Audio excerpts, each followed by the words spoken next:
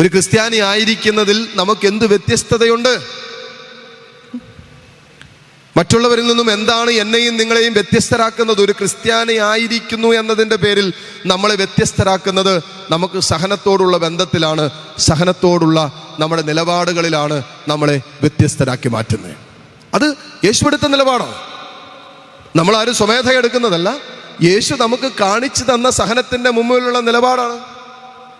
സങ്കീർത്തനം 35 മനോഹരമായൊരു വചനം അവിടെ കിടപ്പുണ്ട്. സങ്കീർത്തനം 35 12, 13. നന്മയ്ക്ക് പ്രതിഫലമായി അവർ എനിക്ക് തിന്മ തരുന്നു. നന്മയ്ക്ക് പ്രതിഫലമായിട്ട് എനിക്ക് കിട്ടുന്നത് മുഴുവൻ തിന്മയാണ്. ഞാൻ നിസ്സഹായനായിരിക്കുന്നു. ഞാനിപ്പോൾ നിസ്സഹായ അവസ്ഥയിലാണ്. എനിക്കൊന്നും ചെയ്യാനില്ല.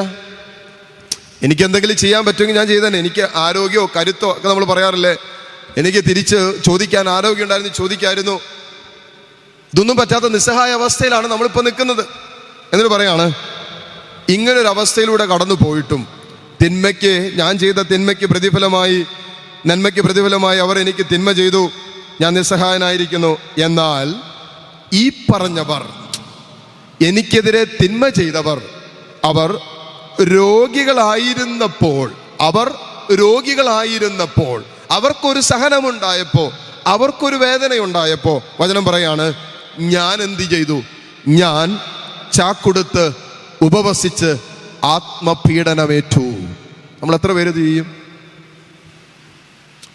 നമുക്കല്ല, നമ്മുടെ സഹനങ്ങൾ പോട്ടെ, നമ്മളെ വേദനിപ്പിച്ച ഒരാൾക്ക് സഹനമുണ്ടാകുമ്പോൾ ചെയ്ത കാര്യം പറയുന്നത്. സങ്കീർത്തനം പറയാണ്, എൻ്റെ ജീവിതത്തിൽ അവൻ മൂലം എനിക്കുണ്ടായ സഹനത്തെക്കുറിച്ച് മാത്രമല്ല, എനിക്ക് സഹനം സമ്മാനിച്ചവൻ്റെ ജീവിതത്തിൽ ഒരു സഹനത്തിലൂടെ അവൻ കടന്നു പോയപ്പോൾ അവന് വേണ്ടി ഞാൻ എന്താ ചെയ്തെന്നറിയാവോ?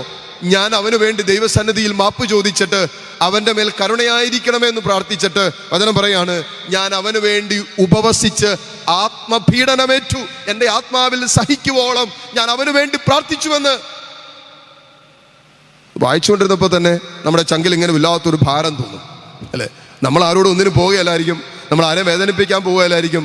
എന്നാലും നമ്മളെ വേദനിപ്പിച്ചവർക്ക് വേണ്ടി ദൈവസന്നിധിയിൽ ചാക്കുടുത്ത്, വചനം പറയുന്നു, ചാക്കുടുത്ത് ഉപവാസമെടുത്ത് ഞാൻ അവന് വേണ്ടി ആത്മപീഡനമേറ്റു. എന്നിട്ട് പറയാണ്, ശിരസ് നമിച്ച് ഞാൻ അവന് വേണ്ടി പ്രാർത്ഥിച്ചു. ഒരു സ്നേഹിതനെ പോലെ, ഒരു സഹോദരനെ പോലെ കണ്ടിട്ട് അവനെ പ്രതി ദുഃഖിച്ച് വേദനിച്ച് ഞാൻ അവന് വേണ്ടി പ്രാർത്ഥിച്ചു. അമ്മയെ ഓർത്ത് വിലപിക്കുന്നവനെ പോലെ കരഞ്ഞുകൊണ്ട് തലകുനിച്ച് ഞാൻ അവന് വേണ്ടി പ്രാർത്ഥിച്ചു, അല്ലേ? നമ്മുടെ കുടുംബത്തിനും മക്കൾക്കൊക്കെ വേണ്ടി ഇപ്പോൾ ഈ ദിവസങ്ങളിലൊക്കെ നന്നായിട്ട് പ്രാർത്ഥന നടക്കുന്നുണ്ട്, ചങ്കുപൊട്ടി പ്രാർത്ഥിക്കുന്നുണ്ട്, അല്ലേ? കാണാൻ വന്നവരുടെയൊക്കെ മനസ്സിൻ്റെ ഭാരവും വിഷമവും പറഞ്ഞു തീരുന്നതിന് മുമ്പേ കരയാൻ തുടങ്ങുന്ന ജീവിതങ്ങളെയാണ് കണ്ടുമുട്ടിയത് പലതെയും. മക്കളെ ഓർത്തും ഭാര്യ ഓർത്തും മക്കളെ കുടുംബാംഗങ്ങൾ ഓർത്തൊക്കെയാണ്. ഇവരൊന്നും അല്ലെന്ന് വിചാരിക്കും നമ്മളെ വേദനിപ്പിച്ചുകൊണ്ടിരിക്കുന്നത്. നമ്മൾ അറിയുന്ന ആരും അല്ലെന്ന് വിചാരിക്കുക. നമ്മളോട് ഒരു ബന്ധമില്ലാത്തവരാണ് നമ്മളെ വേദനിപ്പിക്കുന്നത് കരുതി വചനം പറയുന്നു, അവരെ ഓർത്ത് അവർക്ക് വേണ്ടി ദൈവസന്നിധിയിൽ കരുണയ്ക്ക് വേണ്ടി പ്രാർത്ഥിക്കാനും ഉപവസിക്കാനും ആത്മപീഡനം അവന് വേണ്ടി നീ സഹിക്കുക. അവന്റെ ആത്മനാശത്തെക്കുറിച്ച് നീ ചിന്തിച്ചുകൊണ്ട് നീ ആത്മാവിൽ സഹിക്കുക, ആത്മപീഡനം ഏറ്റുകൊണ്ടിരിക്കുക. എൻ്റെ കർത്താവേ, അവൻ നഷ്ടപ്പെട്ടു പോകുന്നല്ലോ. അവൻ്റെ അറിവില്ലായ്മ കാരണം അവൻ പാപത്തിലാണല്ലോ. അവൻ്റെ അറിവില്ലായ്മ കാരണം അവൻ നഷ്ടത്തിലാണല്ലോ. അവൻ്റെ അറിവില്ലായ്മ കാരണമാണല്ലോ ഇങ്ങനെ ചിന്തിക്കുകയും പ്രവർത്തിക്കുകയും ചെയ്യുന്നോർത്തിട്ട് എനിക്ക് വല്ലാത്തൊരു ഭാരം, വല്ലാത്തൊരു വേദന. നമുക്ക് എത്ര പേർക്ക് ഈ വേദനയുണ്ട്? നമുക്ക് എത്ര പേർക്ക് സഹനം ഉള്ളിലുണ്ട്? നമുക്ക് എത്ര പേർക്ക് സങ്കടം നമ്മുടെ ഉള്ളിലുണ്ട്? നമ്മുടെ ചുറ്റുപാടും നമ്മുടെ ഇടത്തും വലത്തും നമ്മൾ അറിയുന്നവർ അറിയാത്തവരാകട്ടെ പാപത്തിലും നാശത്തിലും നഷ്ടത്തിലും ലോകത്തിൻ്റെതായ ജഡികതയിലൊക്കെ കഴിയുന്നത് കാണുമ്പോൾ നമ്മുടെ ചങ്കിൽ എത്ര പേർക്ക് ഒരു ആത്മഭാരമുണ്ട്?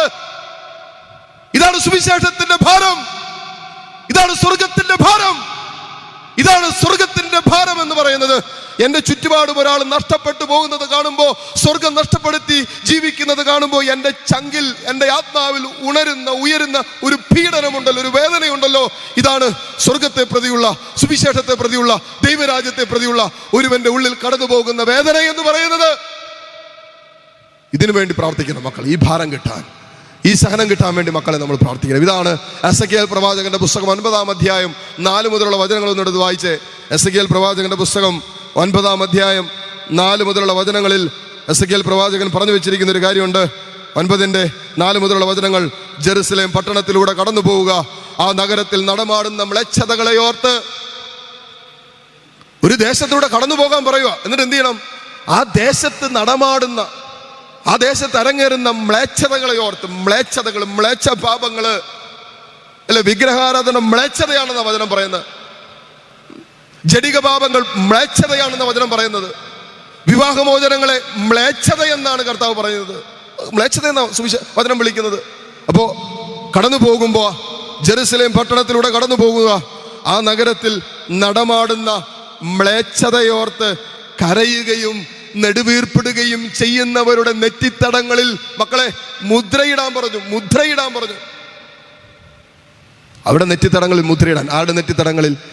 ഇങ്ങനെ നഷ്ടപ്പെട്ടു പോകുന്ന, നശിച്ചു പോകുന്ന, മ്ലേച്ഛതയിൽ കഴിയുന്നവരെ ഓർത്തിട്ട് ഉള്ളിൽ ഒരു ആത്മഭാരം കൊണ്ടു നടക്കുന്നവരുടെ നെറ്റിത്തടങ്ങളിൽ മുദ്രയിടാൻ പറഞ്ഞു.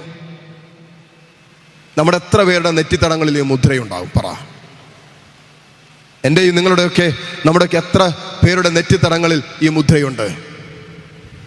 നമ്മൾക്ക് വേദന നമ്മുടെ മക്കളെ കുറിച്ച് മാത്രമേ ഉള്ളൂ. നമുക്ക് വേദന നമ്മുടെ കുടുംബത്തെക്കുറിച്ച് മാത്രമേ ഉള്ളൂ. നമുക്ക് വേദന നമ്മുടെ ജീവിത പങ്കാളി, നമ്മുടെ മാതാപിതാക്കള്, നമ്മുടെ കൂടപ്പിറപ്പുകള്. അതിനപ്പുറത്തേക്ക് ചിന്തിക്കാൻ പറ്റുന്ന വിശാല മനസ്കരായ എത്ര പേര് നമ്മുടെ ഇതിനകത്തുണ്ട്?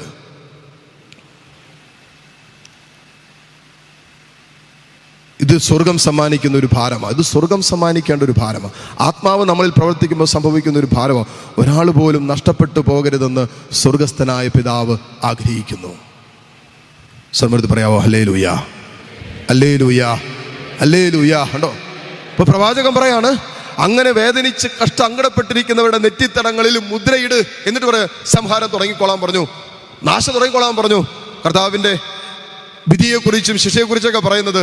എന്നിട്ട് നിന്റെ കണ്ണിൽ അലിവുണ്ടാകരുത്, എല്ലാവരെയും നശിപ്പിച്ചോളാൻ പറഞ്ഞു. എന്നിട്ട് ഒറ്റ കാര്യം പറഞ്ഞു തീർക്കുന്നുണ്ട്, നെറ്റിത്തടങ്ങളിൽ മുദ്രയുള്ള ആരെയും തൊടരുത്. അവരെ തൊടരുത്. അവർ മുദ്രിതരാക്കപ്പെട്ടവരാ, അവർ മുദ്ര ചെയ്യപ്പെട്ടവരാ. വെളിപാടിൻ്റെ പുസ്തകത്തിൽ മുദ്രിതരാക്കപ്പെട്ടവര്, അല്ലേ, കുഞ്ഞാടിൻ്റെ രക്തം കൊണ്ട് തങ്ങളുടെ വസ്ത്രങ്ങളെ വെളുപ്പിച്ചവര്, കർത്താവിൻ്റെ രക്തം കൊണ്ട് മുദ്ര ചെയ്യപ്പെട്ടവരെ കുറിച്ച് പറയുന്നുണ്ട്. ഈ ഭാരം നമുക്ക്, ഈ ഭാരം കിട്ടാത്തിടത്തോളം കാലം ആർക്കും സുവിശേഷ ജീവിതം ആരംഭിക്കാൻ പറ്റില്ല.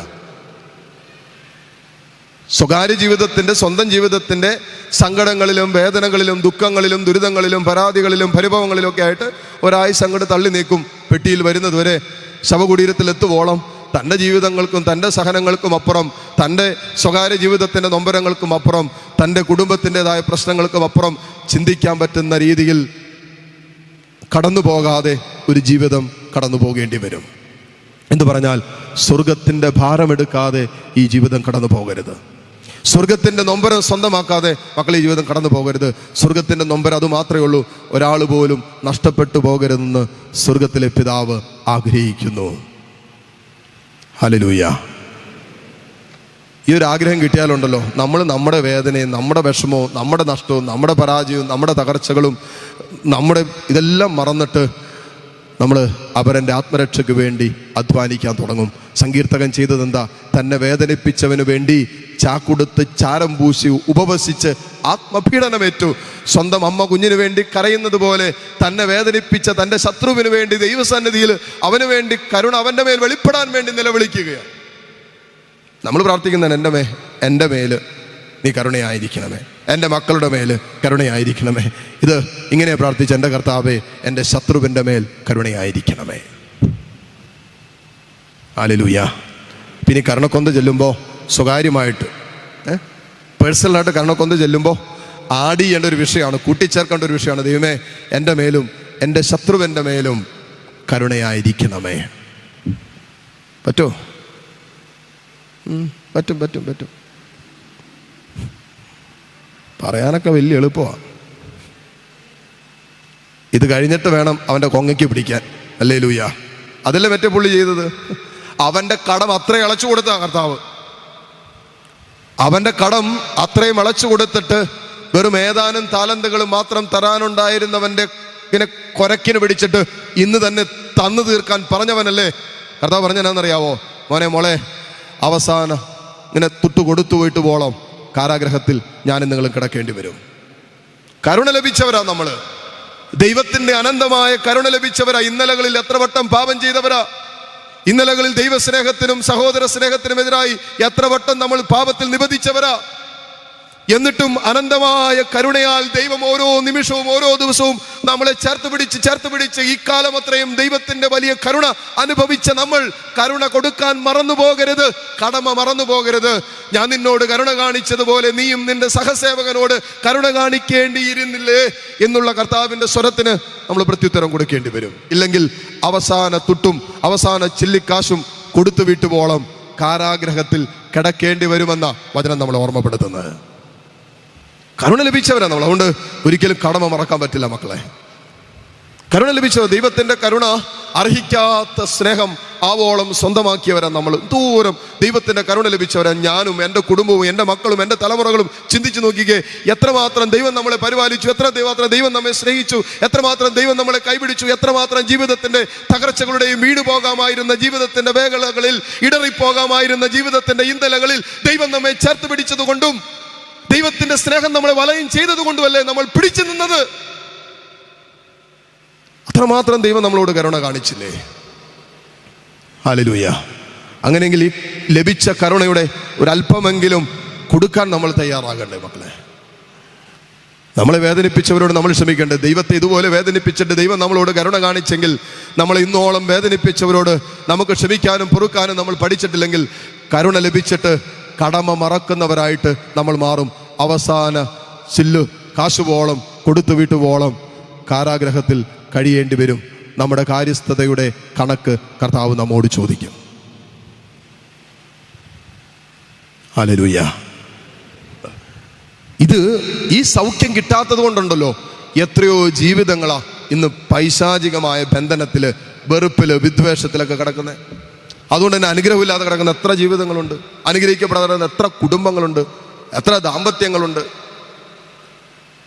ഒരു കാര്യം അൾത്താരയുടെ മുമ്പിൽ നിന്ന് പറയുന്നത്, ഈ അൾത്താരയുടെ മുമ്പിൽ വെച്ച് വിശുദ്ധ കുർബാനയുടെ മധ്യേ ഇനിമേൽ ഞങ്ങൾ രണ്ടല്ല ഒന്നാണെന്ന് ഏറ്റുപറഞ്ഞ് അവസാന ശ്വാസം വരെ സ്നേഹത്തിലും വിശ്വസ്തതയിലും ജീവിച്ചു കൊള്ളാമെന്ന് പറഞ്ഞ് ഈ അൾത്താരയുടെ മുമ്പിൽ നിന്ന് വാഗ്ദാനം ചെയ്തിട്ട് ആ ഉടമ്പടിക്ക് ഏതെങ്കിലും രീതിയിൽ നിങ്ങൾ മൂലം അസ്വസ്ഥതകൾ ഉണ്ടാകുന്നുണ്ടെങ്കിൽ, ദൈവത്തോട് ചെയ്ത ഒരുമിച്ച് ചെയ്ത ഉടമ്പടിയിൽ നിന്നും വാഗ്ദാനങ്ങളിൽ നിന്നും വീഴ്ച സംഭവിക്കുന്നുണ്ടെങ്കിൽ നിങ്ങളുടെ കുടുംബങ്ങളിൽ, നിങ്ങളുടെ മക്കളിൽ കൃത്യമായി അതിൻ്റെ അസ്വസ്ഥതകൾ കാണാൻ പറ്റും. നിങ്ങൾ നോക്കിക്കോ.